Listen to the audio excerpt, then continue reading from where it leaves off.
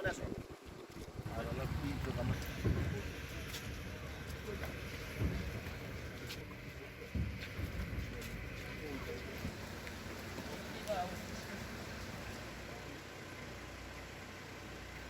চলমান কারফিউর মধ্যে মংলা বন্দরের কার্যক্রম সার্বিকভাবে অপারেশনাল কর্মকাণ্ড চলমান ছিল। সর্বমোট 5টি জাহাজ মংলা বন্দরে আগমন করেছে। তার মধ্যে 3টি জাহাজ সার নিয়ে এসেছে এবং 2টি জাহাজ অন্যান্য বিভিন্ন ফ্যাক্টরি মেশিনারি নিয়ে মংলা বন্দরে আগমন করেছে এবং সর্বমোট আমরা 93,788 মেট্রিক টন কার্গো হ্যান্ডেল করতে সক্ষম হয়েছি।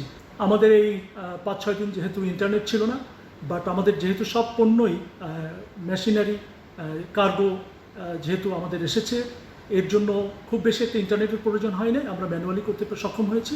আশা করি আগামীকাল থেকে কন্টেনার আসা শুরু করবে, তখন আমরা ইন্টারনেটের সাপোর্ট পাবো, যে ইন্টারনেটের সাপোর্ট আজকে থেকে শুরু হয়েছে। সার্বিক নিরাপত্তা রক্ষার্থে আমাদের আইন শৃঙ্খলা বাহিনীর পাশাপাশি সার্বক্ষণিকভাবে আমাদের নৌবাহিনী এবং কোস্টগার্ডের টহল নিয়োজিত আছে।